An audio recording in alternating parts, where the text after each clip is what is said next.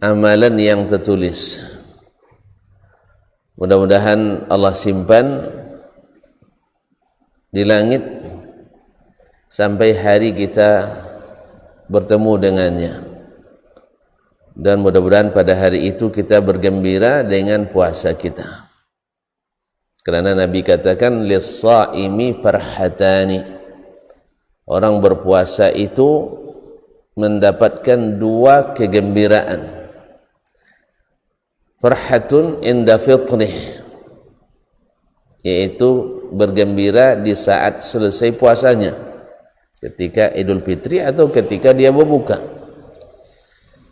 Wa farhatun inda liqa'i rabbih, dan bergembira di saat bertemu dengan Rabbnya, karena banyak sekali kebaikan yang Allah berikan di dalam bulan puasa ini. Makanya orang-orang yang telah mendahului kita, mereka menyesal kenapa tidak bersungguh-sungguh semasa hidupnya. Mereka minta sebentar saja balik, mudah-mudahan bisa bersedekah, mudah-mudahan bisa beramal saleh. Sujud sangat, kalau sujud sangat berarti setelah kita kembali. Oleh sebab itu marilah kita bersyukur kepadanya atas kesempatan yang besar ini. Mudah-mudahan kita diberikan taufik dan karunia untuk mendapatkan segala jenis kebaikan. Ma'asyiral kiram yang dirahmati Allah, selawat dan salam kepada baginda Rasulullah sallallahu alaihi wasallam yang dengan izin Allah, kemudian dengan dakwahnya menyampaikan risalah, tak kenal lelah, dengan penuh amanah. Bahkan beliau mengorbankan apa saja yang dimilikinya, harta, tenaga, bercucuran air mata, bahkan darah, bahkan hampir mengorbankan jiwanya, sehingga usahanya yang tak henti itu dengan taufik dari Allah, dengan bimbingan wahyu, sehingga sampailah selesai tugasnya dengan sempurna. Al-yawma akmaltu lakum dinakum wa atmamtu alaikum ni'mati wa raditu lakumul islam madina. Hari ini telah aku sempurnakan bagimu agamamu, dan aku telah lengkapkan nikmatku kepadamu, dan aku sudah ridai Islam sebagai agamamu. Sempurna. Tugas kita hari ini adalah memelihara, menjaga barang berharga ini, yang paling berharga yang kita miliki, lebih dari harga bumi, langit dan segala isinya. Tidak berharga dibanding dengan nilai hasil dakwah Nabi alaihi salatu wassalam. Maka berusahalah jangan sampai kita merusaknya, jangan sampai kita menurunkan harganya, karena Allah telah berikan padanya harga yang mahal sekali, lebih baik daripada dunia dan seisinya. Oleh itu kaum muslimin dan muslimat dirahmati Allah, marilah kita banyak-banyak bersalawat dan salam kepada Rasulullah sallallahu alaihi wasallam. Dan itu adalah kebaikan untuk kita, karena setiap kita berselawat sekali, Allah balas 10 kali. Seperti kita berdoa 10 kali, ya Allah ampuni aku, ya Allah berikan rahmat kepadaku, dan seluruh doa itu makbul. Seluruh doa itu makbul hanya dengan mengucapkan salawat dan salam kepada Nabi sallallahu alaihi wasallam. Bapak dan Ibu kaum muslimin dan muslimat yang dirahmati Allah Subhanahu wa taala, semoga doa kita juga selalu, khususnya di hari baik, bulan baik ini, di waktu-waktu yang diijabah Allah ini, jangan lupa banyak berdoa untuk orang-orang tua kita, untuk saudara mara kita, para guru, ustaz-ustazah kita, bahkan untuk anak-anak dan cucu-cucu kita. Semoga yang masih hidup, ya bukan yang mati aja, yang masih hidup Allah berikan taufik untuk senantiasa istiqamah sampai mencapai husnul khatimah. Dan semoga yang sudah mendahului kita, baik yang sudah lama maupun yang baru, yang mungkin kita berharap bersama mereka sampai hari raya, tetapi Allah berkehendak. Kita berharap, tapi Allah berkehendak, sehingga Allah panggil. Semoga mereka diberikan limpahan ampunan, limpahan rahmat. Semoga Allah berkenan menerima amal-amal saleh mereka dan mengampuni dosa-dosa mereka, dan ditempatkan di tempat yang terbaik. Semoga kita sebagaimana bersama dengan mereka di dunia ini dalam ketaatan, mudah-mudahan Allah berkenan menempatkan kita di surga bersamanya dalam penuh kenikmatan dan kebahagiaan. Amin ya rabbal alamin. Ma'asyiral kiram yang dirahmati Allah SWT, alhamdulillah Ramadan begitu cepat berlalu. Ayyaman ma'dudat, hanya beberapa hari yang terbilang. Baru saja kita rasanya hari ini sudah, kalau Pak Haji tadi dia bilang 14 katanya, saya masih, catatan saya masih 13. Ya subhanallah, masya Allah. Tidak ingin cepat sampai boleh memang. Kalau sampai mudah-mudahan dengan selamat, insya Allah, amin.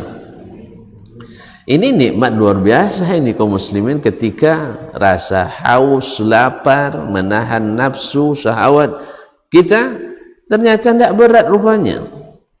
Tidak berat rupanya, asal karena Allah subhanahu wa ta'ala, asal mendapatkan taufik dari Allah tabaraka wa ta'ala.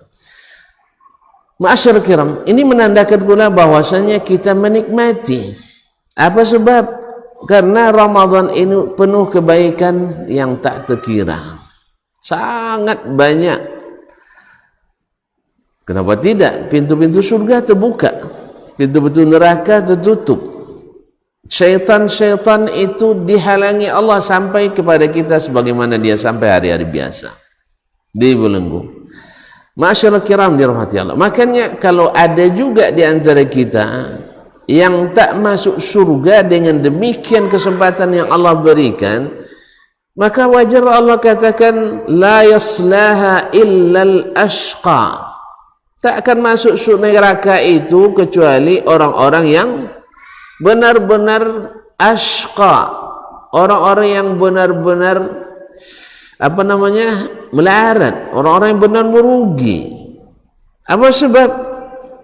Karena Allah bukakan, kalau berkeinginan saja buat kebaikan, belum lagi dilakukan, ditulis hasanah, satu kebaikan sempurna pula.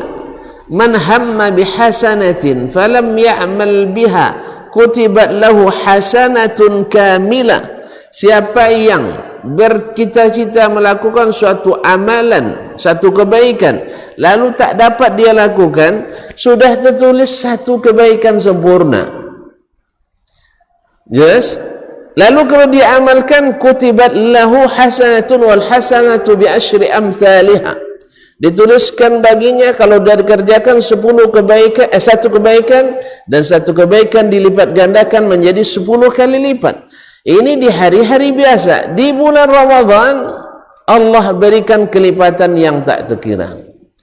Illa as-sawma kullu amal ibni Adam lahu. Seluruh amalan anak Adam itu untuknya.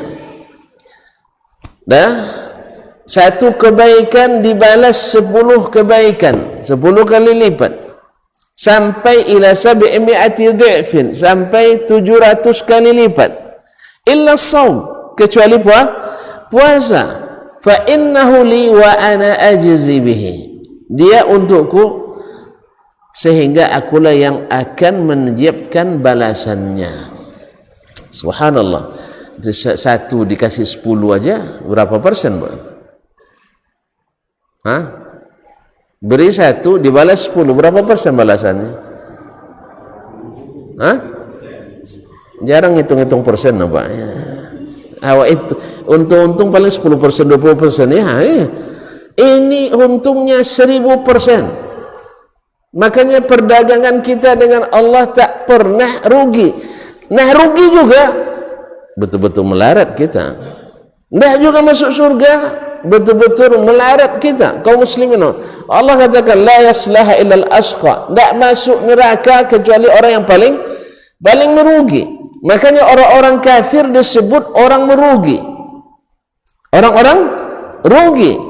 Kalau orang-orang beriman, orang-orang beruntung.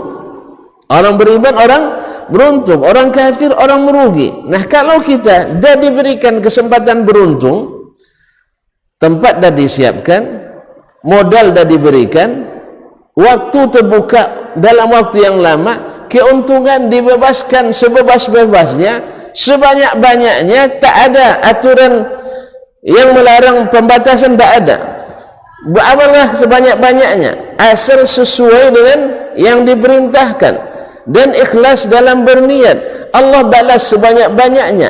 Nah rugi juga kalau sempat anak kita suruh berdagang, suruh dagang, anak kita kasih modal 1 miliar, ruko disiapkan, bahkan penunggu ruko pun disiapkan bininya ya, dikasih bini dia kan. Nah di saat berhitung rugi, marah tak kita? Tak marah ya? 1 miliar habis 1 tahun, marah tak?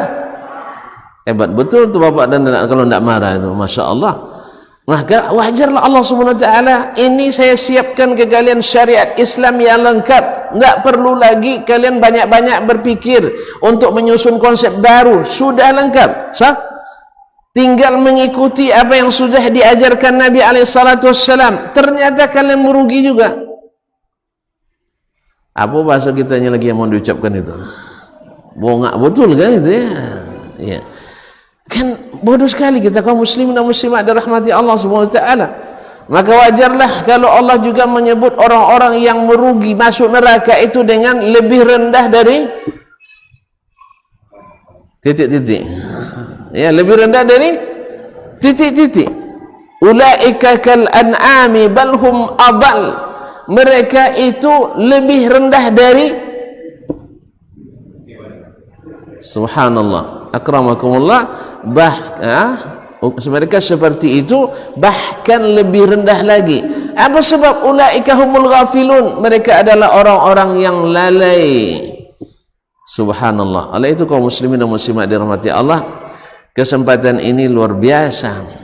Allah berikan amalan yang sedikit tetapi pahalanya seperti bukit.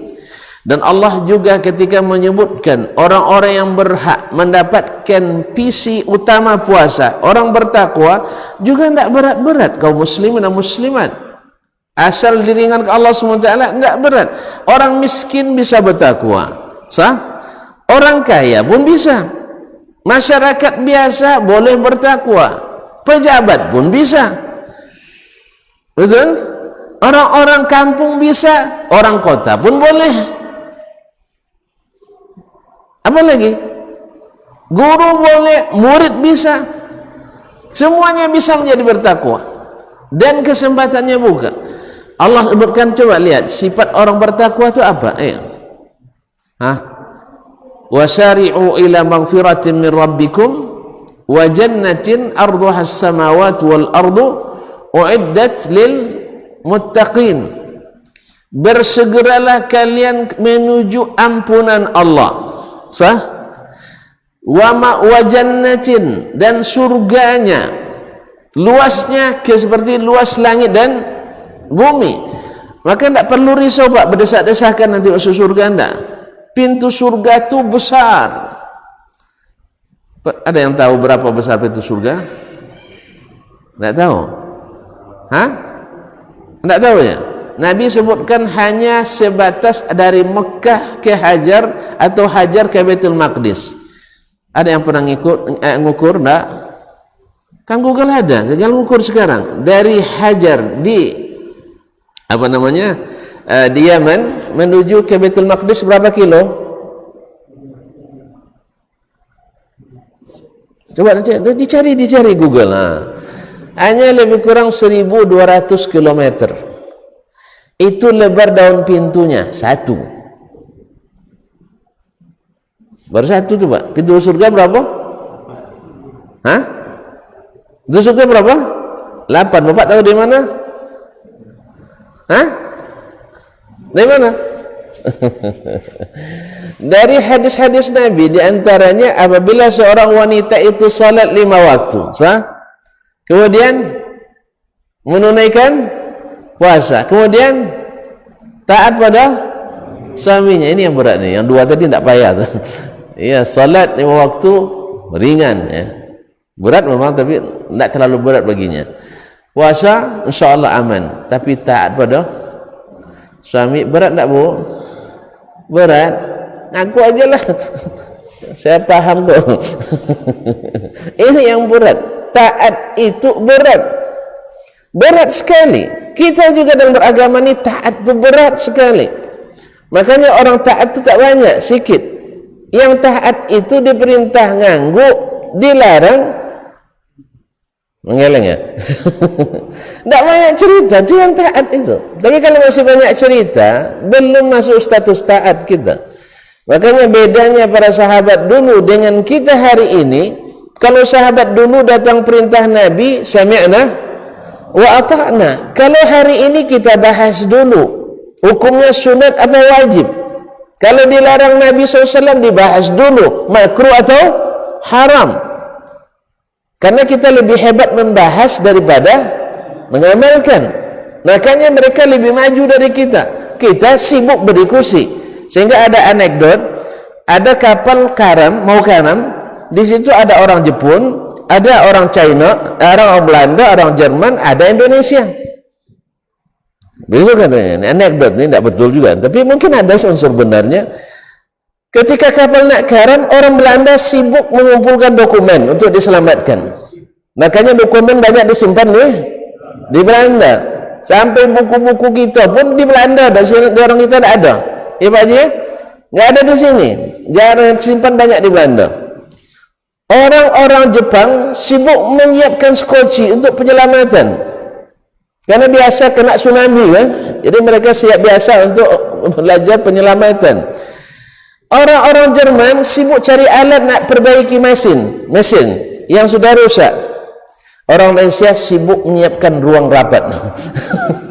Rapat dulu. Orang nak karam rapat dulu.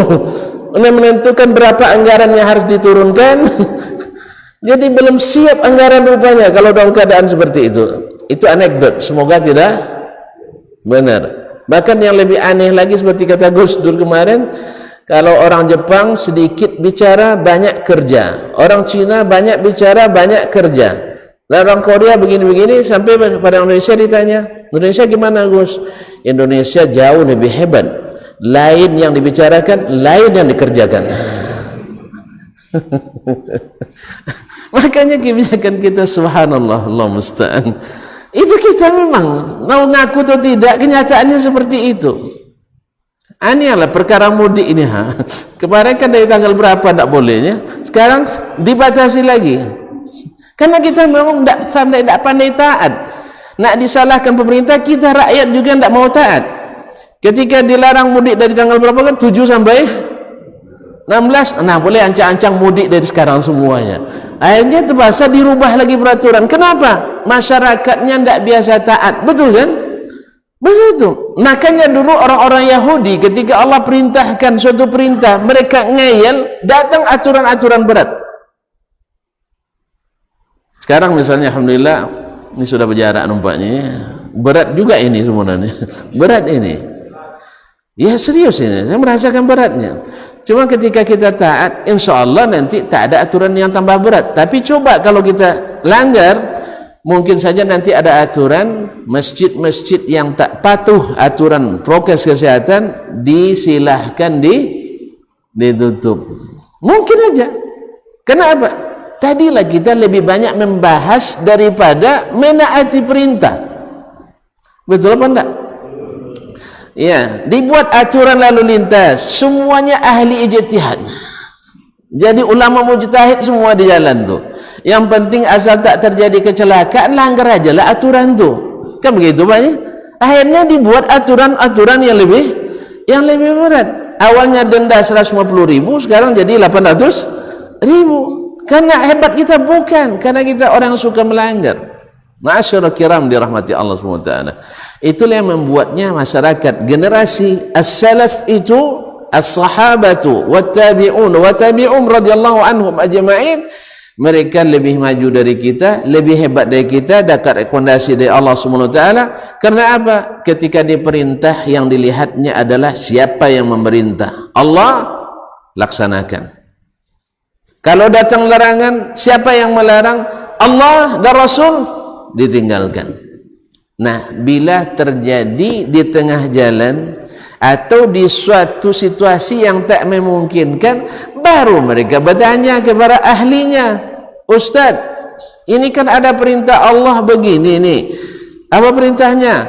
Saya kan laki-laki, dalam Al-Quran kan disuruh pankihu ma tabalakum minan nisa'i mathna wa thulatha wa ruba'.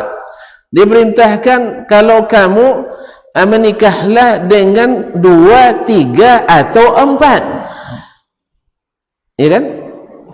Setuju nampaknya. 2, 3 atau 4. Tapi saya tidak sanggup Ustaz. Kenapa tidak sanggup? Satu aja menderita saya Ustaz. Apalagi 2 tambah 2 lagi. Jadi kalau gitu satu aja, ini bagi yang kurang bahagia.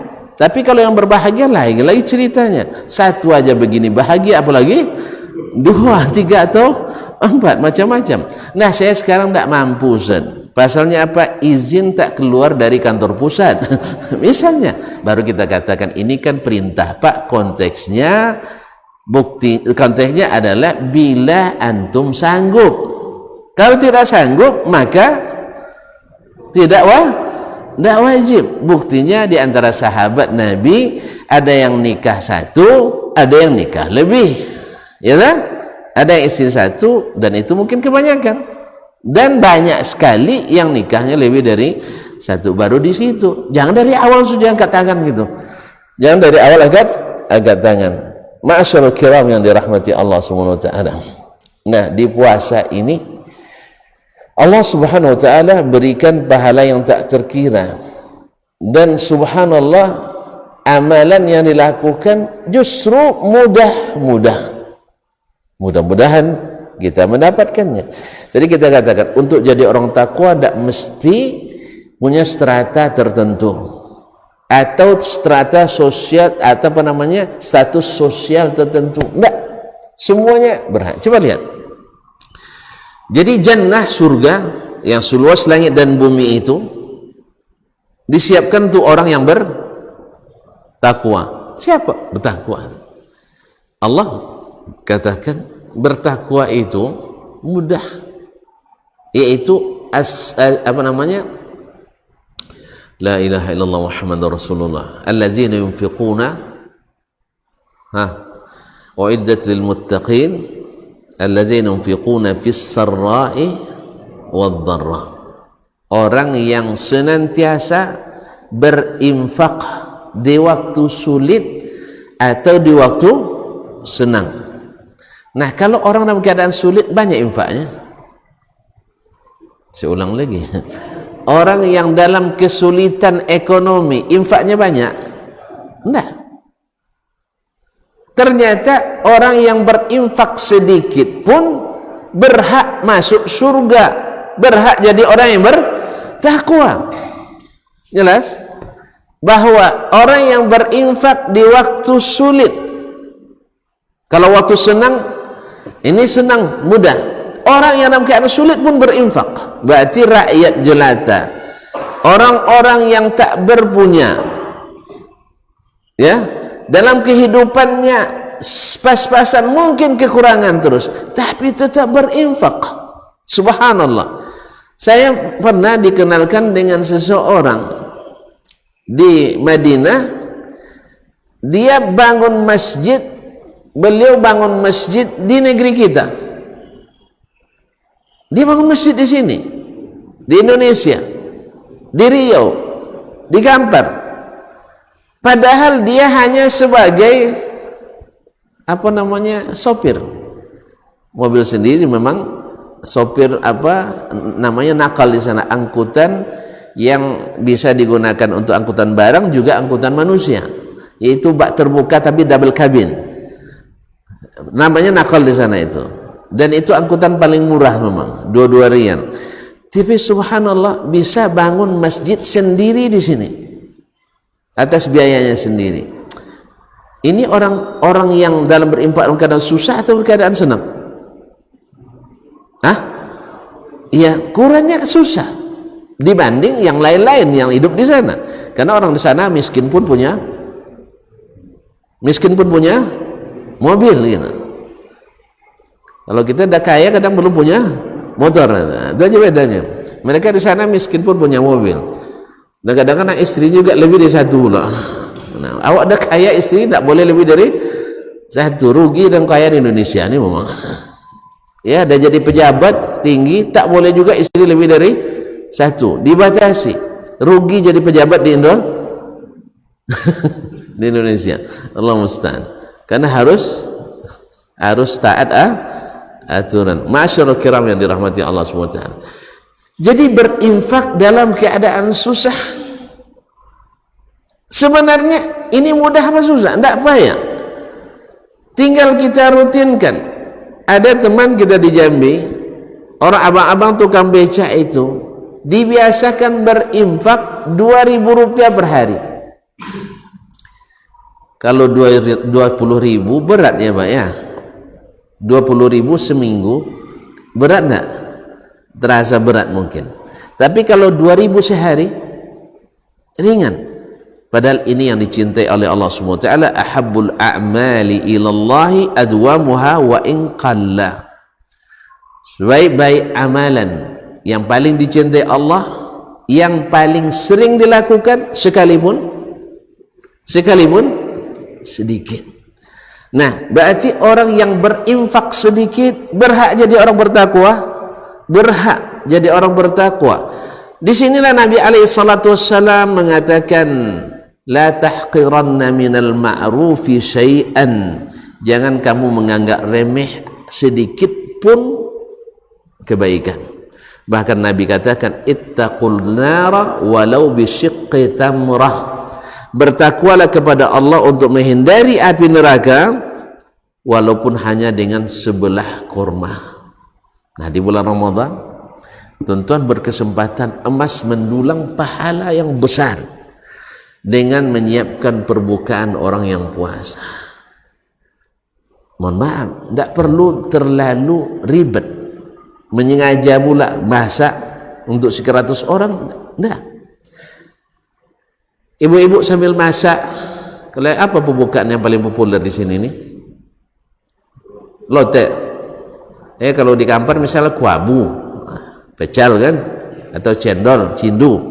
Nah, kita sambil buat itu, keluarga kita butuh 10 gelas. Ayah, ibu 4 dengan suami istri, anak 6, baru 10 kan? Kita buatkan 12 gelas, 2 diantar ke tetangga. Berarti minimal 2 orang sudah dapat minum dan berbuka dengan itu. Tidak, istilahnya menyambil, tapi kita sengaja untuk berbuka puasa. Oh, saya orang sibuk tidak sempat masak.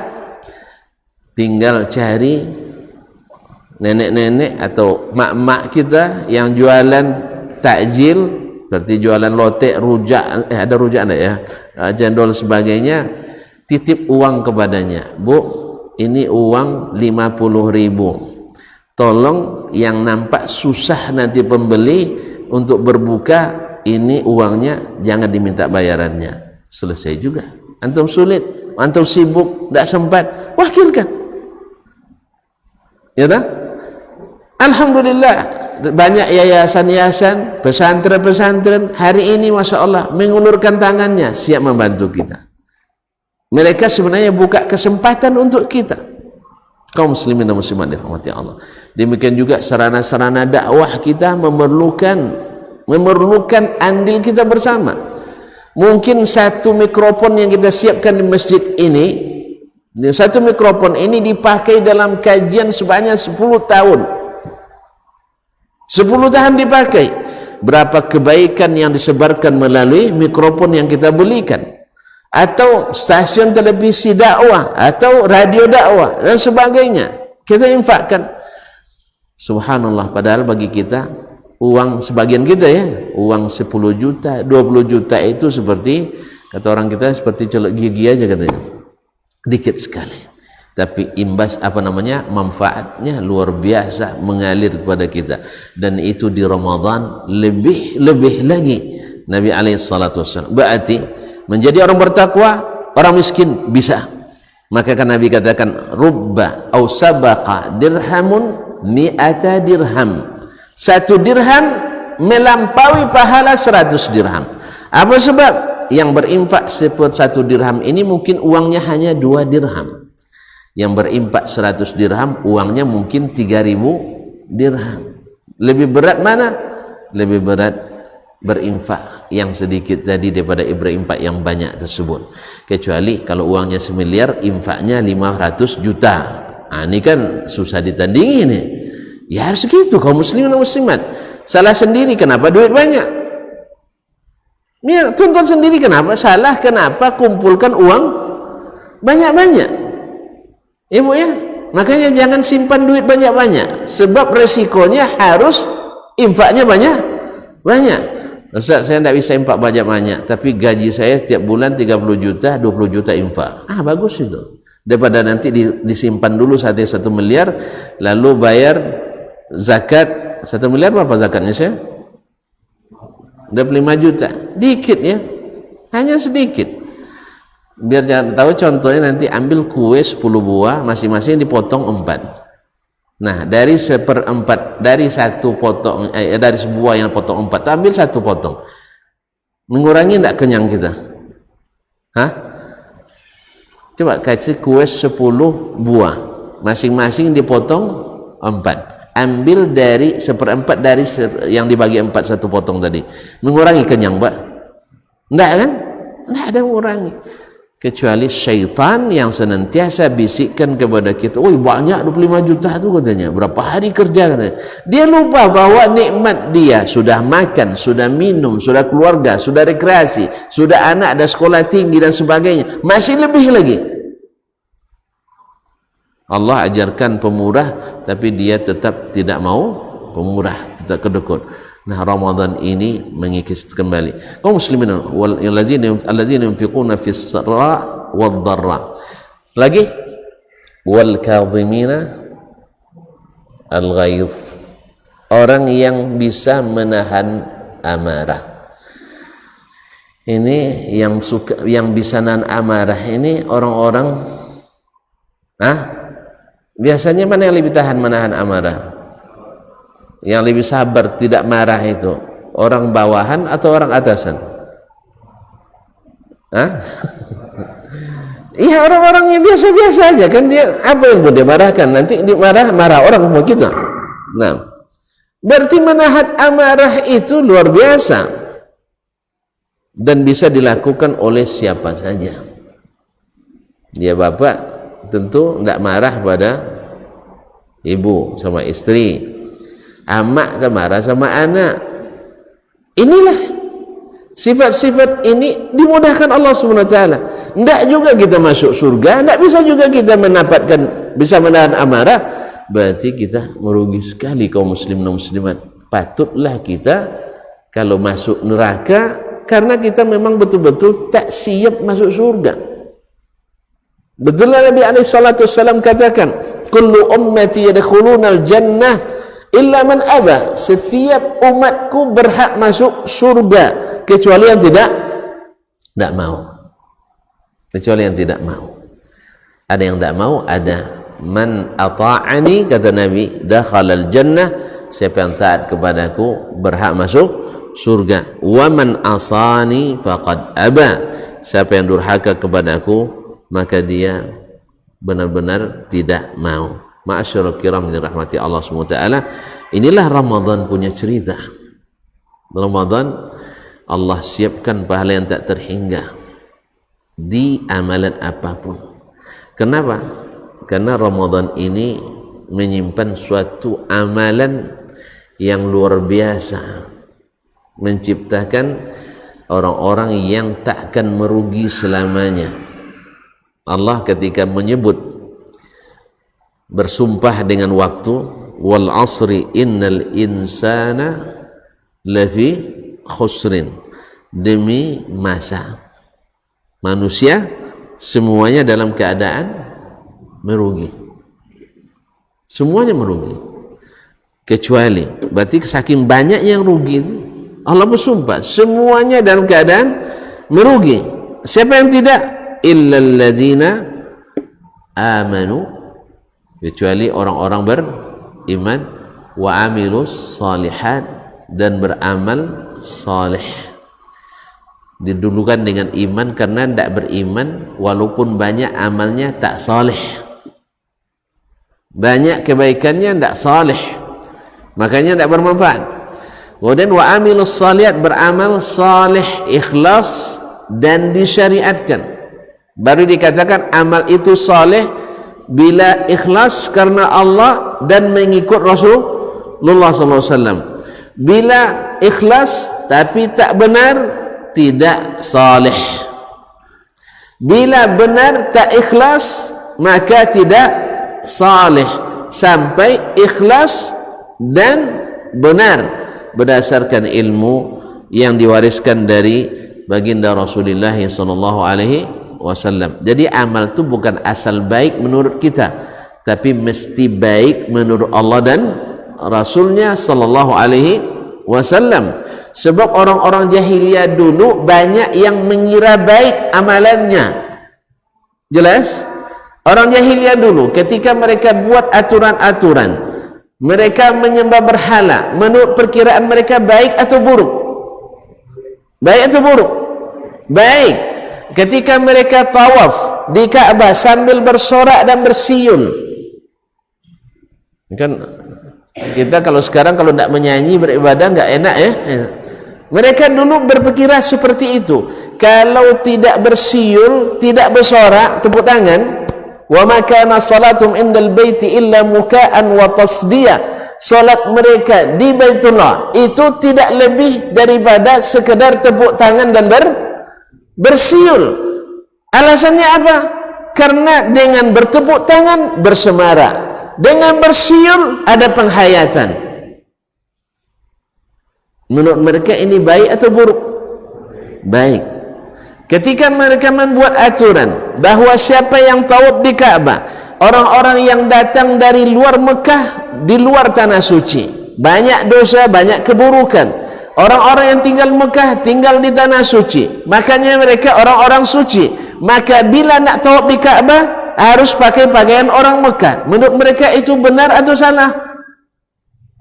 Menurut orang Mekah itu benar atau salah? Benar. Baik atau buruk? Baik menurut mereka. Sehingga diwajibkanlah setiap orang yang datang ke Mekah mesti tawaf di Ka'bah. Dengan alasan yang mereka buat-buat itu, mesti tawaf dengan memakai pakaian orang Makkah. Nah, tentu saja yang datang lebih banyak daripada yang tinggal di situ. Betul kan? Mana yang banyak penduduk Mekah asli atau yang datang di musim haji? Yang datang lebih ramai. Otomatis pakaian orang Mekah di saat itu terbatas, tak cukup untuk dipinjamkan atau disewakan. Apa solusinya? Mereka buat lagi solusi dengan dengan kesepakatan bersama, ijma' mereka bersama, konsensus bersama, maka wajib menanggalkan pakaian tuan-tuan yang kotor, maksudnya yang kotor secara maknawi, yang banyak dosanya itu wajib ditanggalkan. Sehingga mereka buat lagi syariat baru menurut mereka baik, yaitu tawaf sambil tidak berpakaian. Baik tak menurut mereka? Baik. Oleh itu, di mana baru tahu salahnya mereka ini? Bahawa menyembah berhala tidak benar, bersiul dan bertepuk tangan, tawaf di Ka'bah tidak benar, Dan ini itu tidak benar setelah datangnya ilmu yang Allah turunkan kepada Nabi Muhammad sallallahu alaihi wasallam. Disitulah pentingnya berilmu agama ini yang diriwayatkan dari Nabi alaihi salatu wassalam. Kalau menurut kita baik, semua yang buat kesesatan tidak tahu dia sesat. Orang-orang Ahmadiyah sesat apa tidak? Ahmadiyah sesat tidak? Menurut mereka? Tidak. Orang Syiah sesat tidak? Menurut mereka? Tidak. Jelas Pak? Bahkan orang-orang kita tersesat di jalan, tahu dia sesat? Hah? Tidak tahu dia sesat. Kalau tahu sesat, tidak tersesat dia. Siapa yang tahu? Tentu yang berilmu. Saya kan pernah, mungkin pernah saya ceritakan di sini, ada bapak-bapak, saya lihat dari kacu yang dipakai jemaah haji, 4 orang mereka, 1 bapak dah agak tua, 3 ibu-ibu, tersesat jalan di Madinah tuh, menengok kacunya kacu orang Kampar, saya ikuti dengan mobil saya di belakang. Lalu saya sapa mereka, woi kemana dong? Bahasa Acu lagi kan, bingung mereka, ini orang Baduy mana pula? Mau pulang ke hotel katanya, di sana tidak ada hotel lagi, di situ tidak ada hotel Pak, yang ada kuburan adanya. Dia nak mau sampai kuburan Uhud kan? Memang siapa anggotnya? Dia tetangga apa di kok tu? Kaum muslimin dan muslimat dirahmati Allah SWT, itu pun mereka labasa Acu sama mereka. Tidak mungkin lagi orang lain kan, mesti orang kampung gitu. Tetap juga mereka tidak merasa tidak sesat. Akhirnya saya paksa mereka masuk mobil saya. Ya, saya paksa masuk mobil, saya antar. Walaupun bapak nak ke situ, saya bawa ke situ, tidak apa. Akhirnya masuk mobil. Nah, di situ saya pegarakan mereka kan. Ini bapak kesasarnya jauh sekali. Jadi bayarannya harus mahal. Padahal kan saya tidak akan pungut apa-apa. Cuman untuk shock terapinya kan. Saya bawa muter-muter Pak, sengaja saya bawa muter-muter. Saya masuk jalan kampung, jalan gang-gang kan. Ini jauh nih Pak.